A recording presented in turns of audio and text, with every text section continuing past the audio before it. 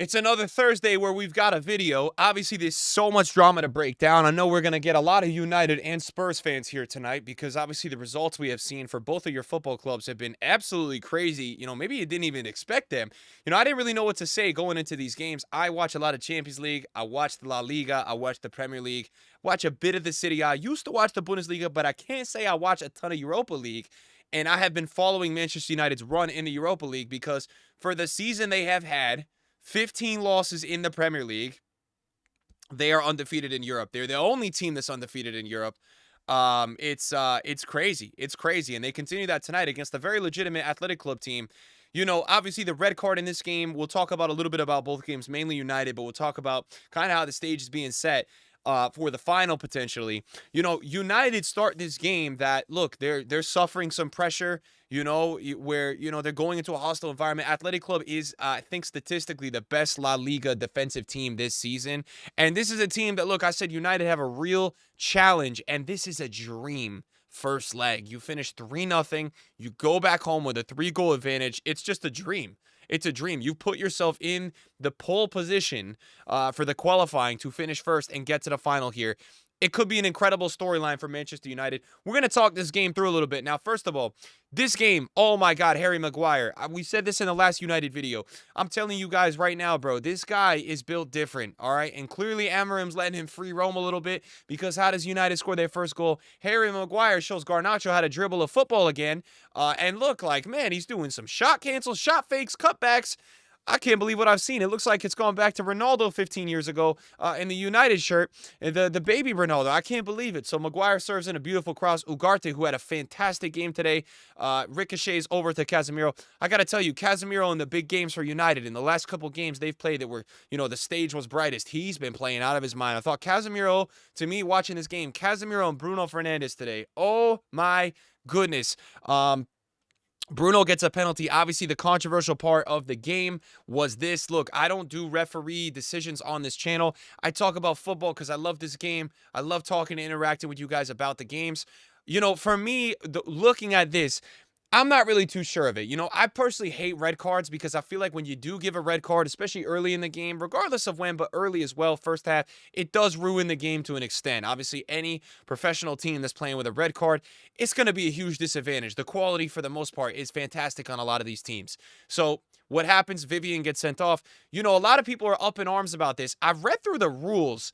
Apparently, when there's no attempt to play the ball inside the penalty area, it can result as a penalty and a red card. A lot of people are saying, look, they've never seen a penalty and a red card, or, you just don't see it often. Usually if it's outside the penalty area, there's a sending off if it's really bad, or last man or whatever, but, you don't see the duo a lot. And let me read you this. So inside the penalty area, this is what the rule says. The player commits a foul and a penalty kick is awarded. If the foul involved an attempt to play the ball or a challenge for the ball, the player is usually cautioned, yellow card. Otherwise, the player is sent off. So, as you can see, is there a play on the ball here?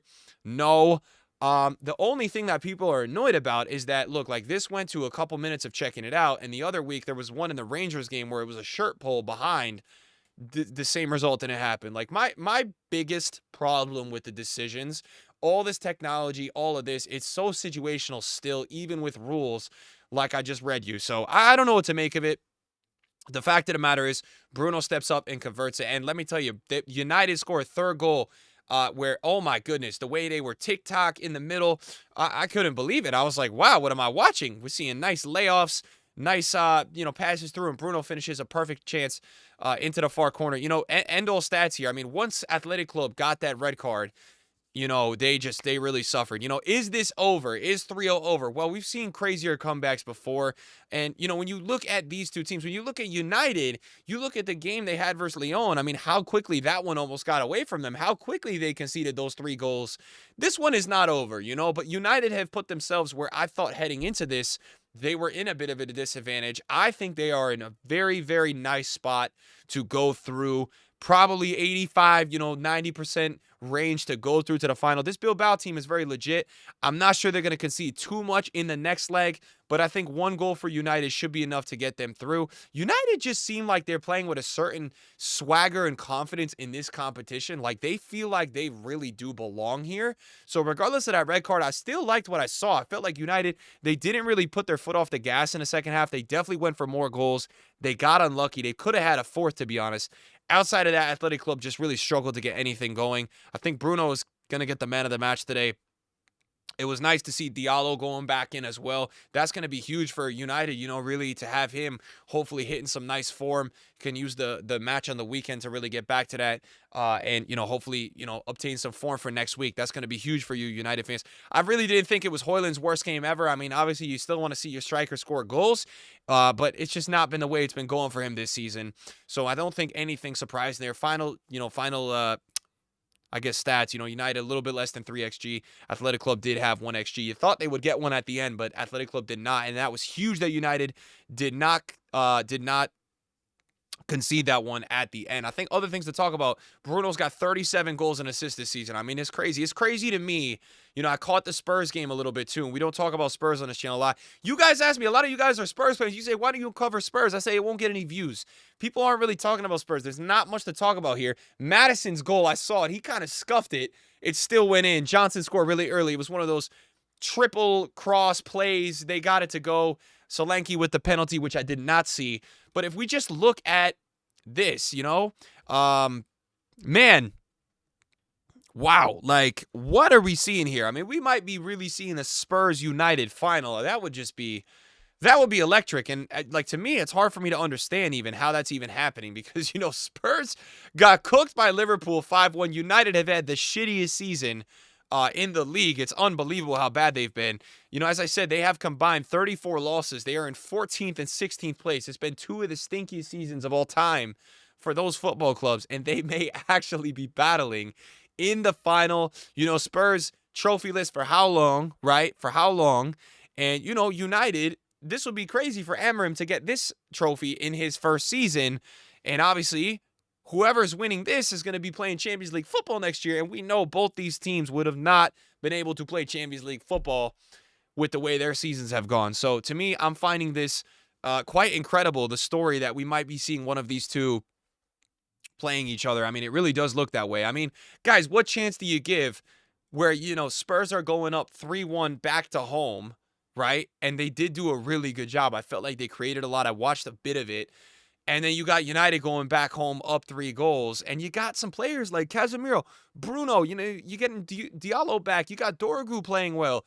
You got Ugarte playing really well. You got some guys playing really well. Maguire on that team. I don't feel like United's going to sell this. I really don't. Maybe if it was 2 goals, maybe if Athletic Club got a late goal today, but they didn't. And I think I got some real confidence that United are going to get to the final. And trust me, I want to see it. At this point, I want to see it. But I've been surprised here. Really, guys, United have shocked me. I mean, obviously, I know the red card was a huge deal in this game. But, with the way that the game went against Lyon, with how thrilling that was, at that point, when you get a win like that, you got to go all the way to the finals. So I'm rooting for that Spurs United final. I hope to see it. Time will tell. We've obviously got the second leg next week. We didn't even do predictions for either of these games, but, I would be surprised if both these teams don't end up in the final.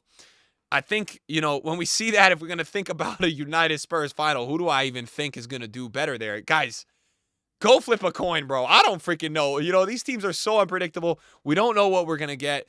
In terms of who they're going to play, United's playing Brentford this week, and I think Brentford just ended up beating Forest today, and they beat Brighton. So, United, for me, from what I have seen from them, they just are all in now at this point on Europe. They don't really care about the league. Like, they know how bad they are. I even saw some quotes about Amorim saying, like, dude, we're just going to rotate. We don't really care.